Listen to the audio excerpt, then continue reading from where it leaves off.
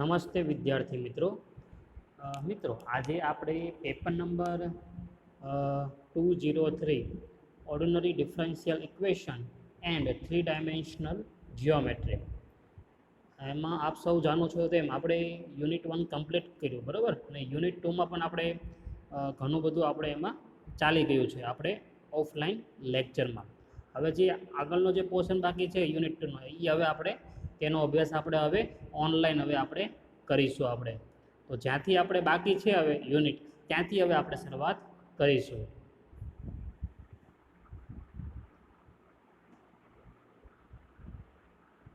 હવે મિત્રો આપણે એક્ઝામ્પલથી આપણે શરૂઆત કરીએ. આપણે ઓફલાઈનના છેલ્લા લેક્ચરમાં આપણે અમુક પરિણામો આપણે સાબિત કર્યા હતા. તો હવે એના પર આધારિત હવે અલગ અલગ બધા આપણે એક્ઝામ્પલનો હવે આપણે અભ્યાસ કરીશું. તો પહેલાં તો એક વસ્તુ સમજી લઈએ કે ભાઈ પીઆઈ એટલે શું થશે ભાઈ, પર્ટિક્યુલર ઇન્ટિગ્રલ થશે બરાબર.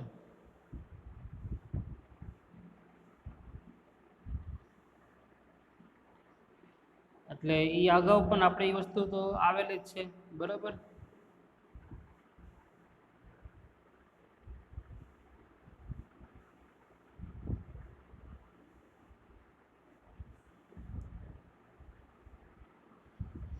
તો હવે એક્ઝામ્પલથી આપણે સ્ટાર્ટ કરીએ મિત્રો. તો પહેલું એક્ઝામ્પલ આપણે જોઈએ તો આ સમીકરણને આપણે શું કરવાનું છે, ઉકેલવાનું છે. સમીકરણ શું છે ભાઈ, d² - 5d + 6 અને કૌંસની બહાર શું છે, y છે અને ઇક્વલ ટુ e⁻x. હવે આને આપણે ઉકેલવાનું છે. અહીંયા હવે સમીકરણ ઉકેલવાની રીત થોડીક બદલાય છે બરાબર. આપણે અગાઉ મેં તમને શીખડાવ્યું પેલું કે ભાઈ સમીકરણનો ઉકેલ માટેનું સૂત્ર છે y = CF + PI. આ આપણે સૌ તમે જાણો છો. એટલે આપણે અગાઉ જે દાખલા કર્યા હતા એમાં આપણે તમને ખબર હોય તો એ જમણી બાજુ આપણે દાખલામાં હંમેશા શું આવતું હતું, 0 જ તે આપણે આવતું. એટલે એમાં ખાલી આપણને એ દાખલામાં ફક્ત ને ફક્ત આપણને શું મળતું, કોમ્પ્લિમેન્ટરી ફંક્શન એટલે કે સહાયક સમીકરણ તે ખાલી આપણને એમાં મળતું હતું. પરંતુ હવે જે રકમ આવશે દાખલાની એમાં જમણી બાજુ પણ આપણને કંઈક પદ કે વિધેય આપણને આપેલું હશે. એટલે આમાં રીત કઈ આવશે ભાઈ, આમાં આપણે CF ગોતવાનું આવશે અને શું ગોતવાનું આવશે, PI પણ આપણે ગોતવાનું આવશે. તો ચાલો હવે આપણે એનો અભ્યાસ કરીએ. તો સૌપ્રથમ તો આ જે સમીકરણ છે એનું આપણે શું ગોતવાનું છે, સહાયક સમીકરણ. તો સહાયક સમીકરણ ગોતતા તો આપણે આવડે છે કે જે બ્રેકેટમાં હોય, વાયના બ્રેકેટમાં સહગુણકમાં હોય એ શું થશે, સહાયક સમીકરણ. અને એની બરાબર આપણે શું લઈ લેવાનું આવશે, 0 આપણે લેવાનું આવશે.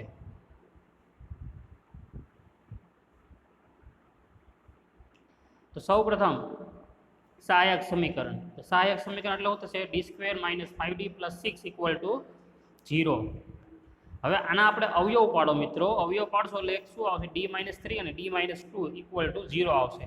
તો હવે એ બંને અવયવને આપણે ડી ને કરતા બનાવીએ એટલે એક d = 3 આવશે અને એક d = શું આવશે, 2 આવશે. એટલે આપણે હવે સહાયક સમીકરણ લખતા આપણને આવડે છે. અહીંયા આપણને બંને બીજ કેવા મળે છે મિત્રો, ભિન્ન મળે છે. તો બે બીજો ભિન્ન હોય તો એના માટે CFનું સૂત્ર શું છે તે અગાઉ મેં તમને દાખલામાં અને થિયરીમાં પણ મેં તમને સરસ રીતે એ સમજાવેલું જ છે. એટલે એ આપણને તમને આવડતું હશે. તો હવે આની ઉપરથી આપણે શું કરવાનું છે ભાઈ, CF આપણે લખવાનો છે. તો CF માટે શું કરીએ આપણે ભાઈ, પહેલાં તમને ખ્યાલ છે એમ કે શું આવશે, C1 પછી e⁻ જે બીજ હોય શું છે, એ 3 છે એટલે શું આવશે, 3x પ્લસ આગળ હવે શું આવશે, C2 આવે, e⁻, બીજું બીજ શું છે 2 એટલે શું આવશે 2x. એટલે આપણને CF શું મળ્યું ભાઈ, C1 e⁻3x + C2 e⁻2x. ખ્યાલ આવ્યો. તો હવે અગાઉ જ્યારે દાખલા આપણે કરતા મિત્રો ત્યારે આપણે જમણી બાજુ રકમમાં શું આવતું હતું, એ 0 આવતું હતું. એટલે આપણે ડાયરેક્ટ અહીંયા અટકી જતા હતા. પણ હવે આપણે જમણી બાજુ કંઈક ને કંઈક આપણને કંઈક પદ કે વિધેય આપણને આપેલું હશે બરાબર. તો એની ઉપરથી હવે સૌપ્રથમ આપણે શું કરવાનું છે, PI ગોતવાનું આવશે. તો PI માટેનું સૂત્ર છે 1/f(d) × e⁻ax. હવે તમે સૌ જાણો છો તેમ કે આ સહાયક સમીકરણો એ રીતે આપણું શું બનતું હોય છે, f(d) બનતું હોય છે. તો આપણું f(d) એટલે લખશું શું આપણે, d² - 5d + 6 ઓકે ડન. અને e raise to A x એટલે અહીંયા શું છે કાંઈ નથી એટલે 1 તો હોય જ તે એની જગ્યાએ એટલે ઈ રેસ ટુ શું આવશે એક્સ. હવે એક થિયરી આપણે આવી ગઈ મિત્રો કે ભાઈ એ 1 F of D e raise to A x હોય તો એની બરાબર શું લખાય 1 F of A e raise to A x લખાય બરાબર. તો ડીની જગ્યાએ આપણે શું લખવાનું છે એ. અને પાછી બીજી વાત કે એની જગ્યાએ પાછું શું છે ભાઈ એ બરાબર તો શું લેવાનું છે 1 કારણ કે અહીંયા જુઓ તો ઈ રેસ ટુ ખાલી એક્સ છે અને મૂળ સૂત્ર શું છે આપણું e raise to A x. તો અહીંયા કાંઈ ન હોય એટલે 1 તો હોય જ તે એટલે એ બરાબર શું આવે ભાઈ 1 આવે. એટલે કે ભાઈ ફાઇનલી લખો તો શું આવશે 1/d² - 5d + 6 e raise to x. હવે ડીની જગ્યાએ 1 આપણે લખી દઈએ એટલે 1 ડીની જગ્યાએ 1 મૂકો એટલે 1² - 5 × 1 + 6 ઈ રેસ ટુ એક્સ. આનું સાદુરૂપ તમે આપો એટલે શું આવશે 1/2 ઈ રેસ ટુ એક્સ. હવે આપણે જે CF મળ્યું અને PI મળ્યું બરાબર તો એને હવે આપણે એનો ઉકેલ પ્રમાણે લખીએ આપણે ઉકેલમાં. તો સૂત્ર શું છે y = CF + PI. તો એમાં CF મૂકી દો અને PI મૂકી દો એટલે શું આવશે y = C1 e raise to a 3x + C2 e raise to 2x + e raise to x/2. તો આ આપણને શું મળી ગયું ભાઈ જે આપણે જેનો જે ઉકેલ ગોતવાનો હતો એનો આપણે શું મળી ગયો આન્સર મળ્યો આપણને. તો આવી રીતે મિત્રો આપણે આગળના બધા દાખલા હવે આપણે આવી રીતે આ જ રીતે આપણે તે ગણીશું.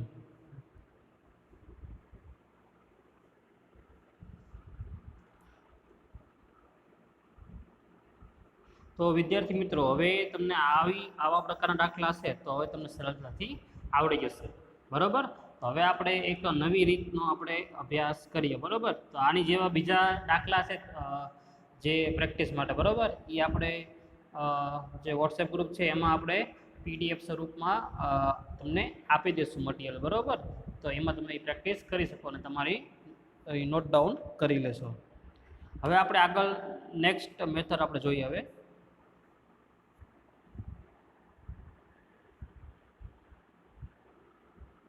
હવે આપણે બીજી જે મેથડ છે તેનો હવે અભ્યાસ આપણે કરવાનો છે. તો હવે જે આપણે આવશે એ કઈ આવશે દ્વિતીય કક્ષાના સુરેખ વિકલ સમીકરણ. એટલે આ વિકલ સમીકરણમાં કક્ષા કેટલી હશે ભાઈ દ્વિતીય કક્ષા હશે બરાબર.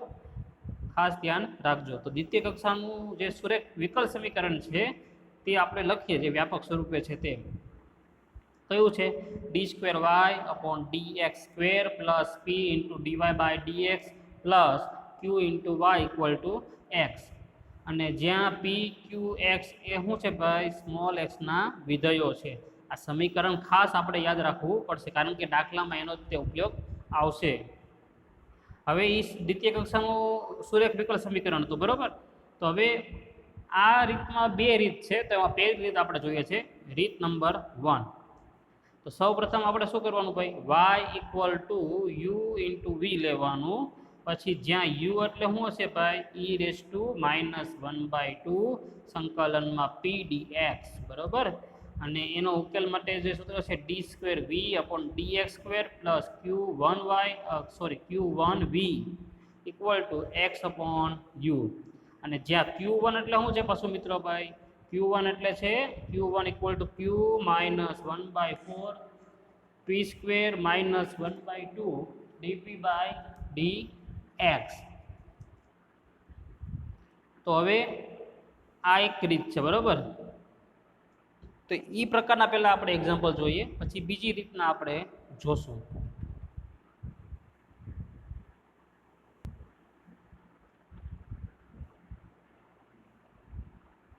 તો હવે એક્ઝામ્પલ જોઈએ મિત્રો. તો 1 + x d²y/dx² + 2dy/dx -1 + x × y = 0.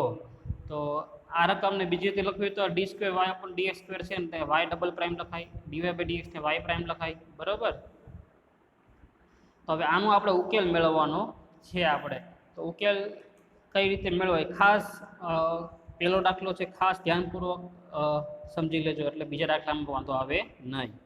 તો પહેલાં સૌપ્રથમ આપણે એને વ્યાપક જે સમીકરણ છે આપણું એ પ્રમાણે એને ફેરવવું પડશે.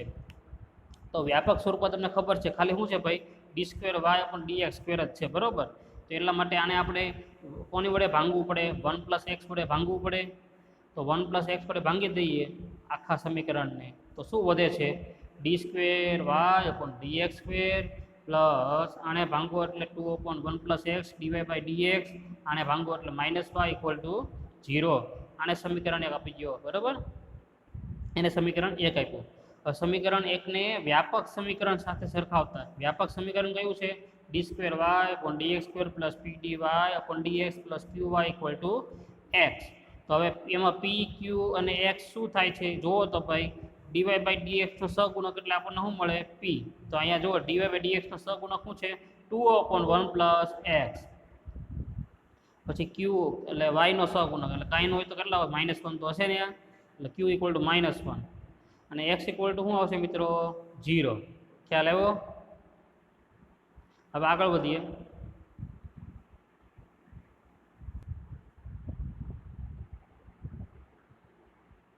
તો હવે આગળ યુ માટે કેલ્ક્યુલેશન કરવાની છે. તો યુ ઇક્વલ ટુ થશે e−1/2 સંકલનમાં પી ડીએક્સ. તો પી એટલે આપણે શું લખ્યું હતું ભાઈ?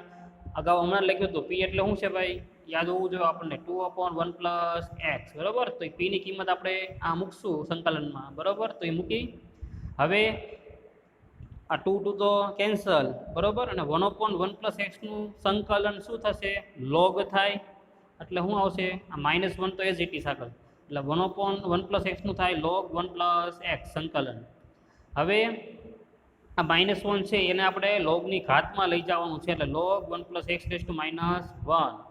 હવે એ 1 પ્લસ એક્સની -1 છે એને છેદમાં લઈ જાઓ એટલે શું થાય? લોગ કૌંસમાં 1 અપોન 1 પ્લસ એક્સ. હવે ઈ લોગ ઈ એટલે શું થઈ ગયું? 1. એટલે વધ્યું ખાલી માત્ર શું ભાઈ? 1 અપોન 1 પ્લસ એક્સ. હવે જે થિયરી પ્રમાણે યુ આપણને મળી ગયો. હવે આગળ આપણે ડીપી અપોન ડીએક્સ ગોતવાનું છે, બરાબર? DP upon DX. તો હવે પી એટલે તો છેદથી આપણે છે 2 અપોન 1 પ્લસ એક્સ. 2 આગળ લઈ લઈએ એટલે 1 અપોન 1 પ્લસ એક્સનું વિકલન થાય -2 અપોન 1 પ્લસ એક્સનો હોલ સ્ક્વેર. હવે પી સ્ક્વેરની પણ જરૂર પડે છે, તમને ખબર છે તેમ. તો પી સ્ક્વેર માટે આપણે જોઈએ તો 4/1 પ્લસ એક્સ સ્ક્વેર થાય, કારણ કે વર્ગ કરવાનો છે. હવે Q1 માટે સૂત્ર શું છે? Q1 equal to Q -1/4 P square -1/2 DP upon DX. તો હવે બધી કિંમત મૂકી દો તો ભાઈ Q એટલે -1, પી સ્ક્વેર મૂકી દો, ડીપી બાય ડીએક્સની કિંમત મૂકી દો, જે મળી આ -2 અપોન 1 પ્લસ એક્સ નો હોલ સ્ક્વેર મળે ને એ આપણે એમાં મૂકી દો.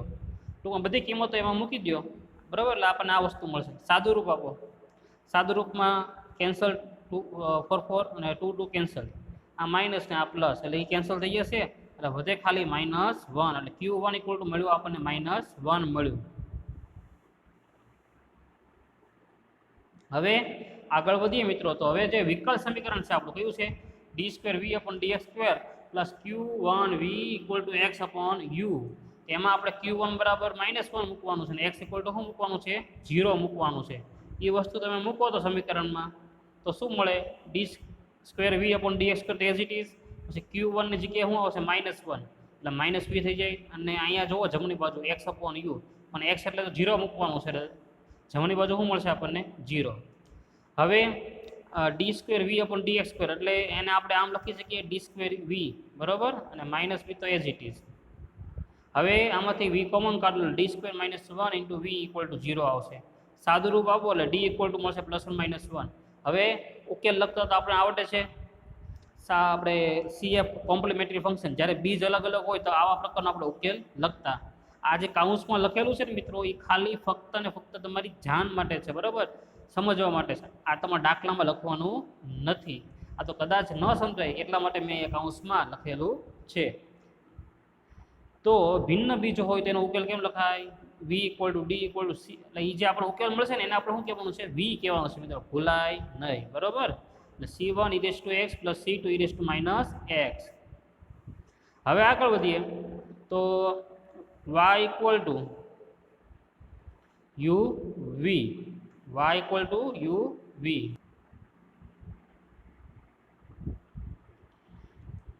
તો y equal to uv, u એટલે અને યુ અને વીનો આન્સર મૂકી દો. યુ એટલે 1/1 + x અને વી એટલે આ જે ઉપર મેળવી એ લખી દીધું. હવે ચોપડીનો તમે આન્સર જોશો ને મિત્રો, તો એમાં જે 1 + x આપણે છેદમાં છે ને એ શું કર્યું છે, ગુણેલું છે. એટલે બુકનો આન્સર આ છે કે y × 1 + x = c1e⁻x + c2e⁻x. હવે તમને પરીક્ષામાં આ આન્સર લખો તો પણ સાચો કહેવાશે ને આ લખો તો પણ સાચું કહેવાશે. ટૂંકમાં જેટલું સાદું જવાબમાં અપાય એટલું આપણે પોસિબલ થાય એટલું એનું સાદું રૂપ આપણે આપી દઈશું. તો હવે આવા પ્રકારના દાખલા મિત્રો તમને હવે ઇઝીલી તમને આવડી જશે. તો આ રીત નંબર 1 જોઈએ આપણે. તો હવે આ જ દ્વિતીય કક્ષાના વિકલ સમીકરણ માટે હવે રીત નંબર 2 નો હવે આપણે અભ્યાસ કરીશું. બરાબર.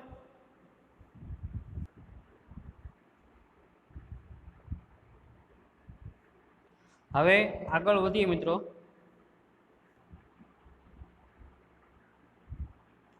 તો રીત નંબર 2. તો રીત નંબર 2 માં જોવો તો d2y/dx² + p dy/dx + qy = x. t = શું લેવાનું છે આપણે, સંકલનમાં e⁻ સંકલનમાં p dx પાછું dx. બરાબર. અને ઉકેલ માટે d2y/dt² + q × y/dt/dx નો હોલ સ્ક્વેર = x/dt/dx નો હોલ સ્ક્વેર. હવે અહીંયા આપણે ક્લેરિફિકેશન હું તમને આપું છું કે રીત પહેલી ક્યારે વપરાય અને રીત બીજી ક્યારે વપરાય. બરાબર. જો એ નોંધ લખેલી છે કે ભાઈ શું કીધું આપણને કે જો q1 એટલે કે આપણે દાખલામાં જે q1 કીધું હતું ને આપણે, તો એ જો q1 અચળ મળે, અચળ એટલે કે સંખ્યા મળે આપણને, તો રીત કઈ કરવાની, આપણે પહેલી રીત કરવાની. કઈ રીત કરવાની, રીત પહેલી કરવાની નો ઉપયોગ કરવો. અને q1 ચલ મળે તો કઈ રીતનો ઉપયોગ કરવાનો, આપણે સેકન્ડ નંબરની રીત એટલે કઈ આ રીત. બરાબર. અત્યારે જે આપણે સમજ્યા તેનો ઉપયોગ આપણે કરીશું. ક્યારે રીત 2 ક્યારે આવશે, જો q1 ચલ મળે તો, અને અચલ મળે તો રીત 1 આવશે. તો હવે એનું એક્ઝામ્પલ લઈએ આપણે. તો રકમ જોઈએ તો શું છે, 2x³ y' + 3x² y' + 2y = 0. તો સોલ્યુશન માટે એનું શું કરવાનું છે, આપણે 2x³ વડે ભાંગવું પડશે. ભાંગી દો એટલે આ વસ્તુ મળશે આપણને. હવે એમાંથી આપણે p, q અને x જોઈએ આપણે. તો p = 3/2x³ એટલે 1/x³, x = 0. હવે q1 માટે જે ફોર્મ્યુલા છે એ મૂકો ભાઈ. તો q1 = શું છે ભાઈ, q - 1/4 p² - 1/2 dp/dx છે. બરાબર. આગળ વધીએ તો q ની કિંમત મૂકો, શું છે 1/x³. પછી p માટે ની કિંમત મૂકો, p એટલે 3/2x છે, એનો સ્ક્વેર કરો એટલે શું થાય 9/4x - 1/2 dp/dx મેળવી લ્યો એટલે -1/x² આવશે. તો હવે આનું સાદુરૂપ તમે આપો એટલે આવું મળે છે મિત્રો આપણને. એટલે આ જે વસ્તુ મળે છે એક આપણને પરિણામ મળ્યું, કેવું મળ્યું છે આપણને, એમાં ચલ વસ્તુ છે એટલે x ની બધું છે, એટલે અચળ સંખ્યા મળતી નથી. એટલે કઈ રીત આવશે ભાઈ મિત્રો, અહીંયા આપણે રીત નંબર 2 નો ઉપયોગ કરશું, જે હમણાં ઉપર મેં તમને સમજાવી તે. તો આગળ વધો. સૌપ્રથમ રીતમાં આપણે શું ગોતવાનું છે, ટી મેળવવાનું છે. ટી માટેનું સૂત્ર શું છે, સંકલનમાં e⁻ સંકલન p dx dx બરોબર = સંકલન e⁻ સંકલન p એટલે શું છે ભાઈ 3/2x એ મૂકી દીધું, dx × dx. હવે આનું તમે સંકલન કરો એટલે શું આવે ભાઈ, 3/2 તો કોન્સ્ટન્ટ છે એટલે આગળ નીકળી જશે. અને 1/x નું સંકલન શું થાય, log x થાય એટલે શું આવશે -3/2 log x dx. બરાબર. અને e log x એટલે શું થશે, તો 1 થઈ ગયું. એટલે સોરી, આમ અહીંથી તમને આગળ સમજાવું. એટલે -3/2 છે લોગની ઉપર વહી આવશે. બરાબર. એક્સની ઉપર એટલે શું આવશે, x⁻³ આવશે. તો ફાઇનલી x⁻³ એ મળ્યું આપણને. બરાબર. હવે એનું કોઈ સંકલન કરો એટલે ઘાતના નિયમ પ્રમાણે ઘાત વધે. સંકલનના નિયમમાં ઘાતનું સૂત્ર લાગુ પડશે એટલે ઘાત વધે. તો -3/2 માં 1 વધારો એટલે શું આવશે -1/2. અને સાદુરૂપ આપો એટલે -2/√x મળશે આપણને.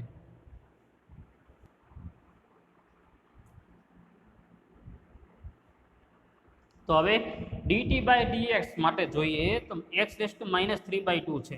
બરાબર. અહીંયા આપણે કાઉન્સમાં નોંધ કરીને લખેલી છે, એ તમને અમુક સંકલન વિકલન ન સમજાય એ મેં કાઉન્સમાં લખેલું છે. એ ખાલી જાણ માટે છે, જાણકારી માટે છે, દાખલામાં તમારે લખવાનું નથી. કયું પદ કઈ રીતે આવ્યું છે એ આપણે એમાં લખેલું છે, બરાબર. ફક્ત ને ફક્ત તમારે ધ્યાન માટે છે, દાખલાના જવાબમાં તમારે લખવાનું નથી. ખ્યાલ આવ્યો? હવે આગળ વધીએ મિત્રો, તો વિકલ સમીકરણની વાત કરીએ તો વિકલ સમીકરણ શું હતું સૂત્રનું આપણું ભાઈ? રીતમાં શું હતું? D square Y upon DT square plus Q into Y DT by DX નો હોલ સ્ક્વેર ઇક્વલ ટુ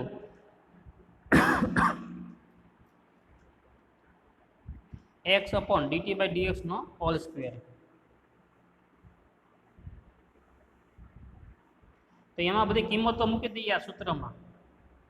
તો કિંમતો મૂકતા આપણને શું મળશે? D square Y upon DT square plus Q ની કિંમત મૂકો એટલે 1/x³ into Y DT by dx ની કિંમત મૂકો એટલે x⁻³ નો હોલ સ્ક્વેર. ને જમણી બાજુ તો શું છે? x એટલે 0 છે એટલે 0 મળશે. હવે એનું સાદુરૂપ દેવાનું છે મિત્રો આ સમીકરણ. તો સિમ્પલ જ છે સાદુરૂપ, તો કેમ દેવું એ આપણે સૌ જાણીએ છીએ કે D square Y upon DT square plus 1/x³ into Y 1/x³ equal to 0. સાદુરૂપ આપો એટલે શું મળશે? D square Y upon DT square plus Y equal to 0. હવે આમાં સહાયક સમીકરણની ચર્ચા કરવાની છે આપણે. તો D square plus 1 into Y equal to 0 લખાશે. અહીંયા સ્ક્વેર છે ને એટલે શું આવશે? ડી સ્ક્વેર આવશે, બરોબર, પ્લસ 1 ઇન્ટુ વાય. હવે એનો ઉકેલ તમે લખો, સહાયક સમીકરણ લખી દેવાનું. સહાયક સમીકરણ શું આવે? D square plus 1 equal to 0. અને ઉકેલ એટલે શું મળશે આપણને? D equal to plus or minus i મળે. હવે એનો ઉકેલ લખવા માટે એનું સૂત્ર આપણે અગાઉ મેં કરાવેલું છે, અહીંયા કાઉન્સમાં જો નોંધ કરીને મેં લખાવેલું છે કે જ્યારે સંકર બીજ મળતા હોય આપણને સહાયક સમીકરણમાં, તો એનો CF કેમ લખાય? એનું સૂત્ર છે કે ભાઈ CF equal to e⁴ c1 cos βx plus c2 sin βx. તો એ વસ્તુ આપણે મૂકવાની છે, બરાબર, બીજું કાંઈ કરવાનું નથી. તો અહીંયા આપણને પ્લસ ઓર માઇનસ આઈ મળ્યું ને અહીંયા વ્યાપક સૂત્ર શું છે? Alpha plus or minus I beta. તો હવે આલ્ફા ઇક્વલ ટુ આપણને શું મળશે? 1 મળે, બરાબર, અને બીટા ઇક્વલ ટુ પણ આપણને શું મળશે ભાઈ? 1 મળશે, બરાબર. તો હવે સૂત્રમાં કિંમત મૂકો એટલે e⁴ આલ્ફા એટલે 1 એટલે આલ્ફા તો છે જ નહીં આપણી પાસે, એટલે શું છે? 0 આવશે. આલ્ફા ઇક્વલ સોરી અહીંયા આલ્ફા શું આવશે? 0 આવશે, કારણ કે અહીંયા આપણે જે છે પ્લસ ઓર માઇનસ આઈ જ છે ખાલી, એટલા માટે. એટલે e⁻0 એટલે શું થયું? 1 થઈ ગયું. e⁻0 એટલે 1, બરાબર. પછી c1 cos βx, બીટા એટલે 1 છે એટલે c1 cos, અને x ની જગ્યાએ આપણે અહીંયા શું છે ભાઈ? t વાળું ફંક્શન છે એટલે શું આવશે? cos t આવશે, plus c2 sin βx, beta એટલે તો 1 છે અને x ની જગ્યાએ આપણે ફંક્શન અહીંયા કેવો વેરિયેબલ છે આપણો? t છે, બરાબર. એટલે y ઇક્વલ ટુ આપણને શું મળ્યું? c1 cos t plus c2 into sin t. Okay, done. હવે y equal to c1 cos t એટલે શું છે? -2/√x plus c2 sin t ની કિંમત શું છે ભાઈ? -2/√x, બરોબર. ખ્યાલ આવ્યો? તો એ જે આપણે એક્ઝામ્પલ હતો મિત્રો, એનું આ શું છે? સમીકરણનું શું છે? ઉકેલ. ઉકેલ શું મળ્યો આપણને? y equal to c1 cos -2/√x plus c2 sin -2/√x. તો ખ્યાલ આવ્યો કઈ રીતે જે એક્ઝામ્પલ છે એનું સોલ્યુશન આપણે કઈ રીતથી આપણે ગોતીએ છીએ તે, બરોબર.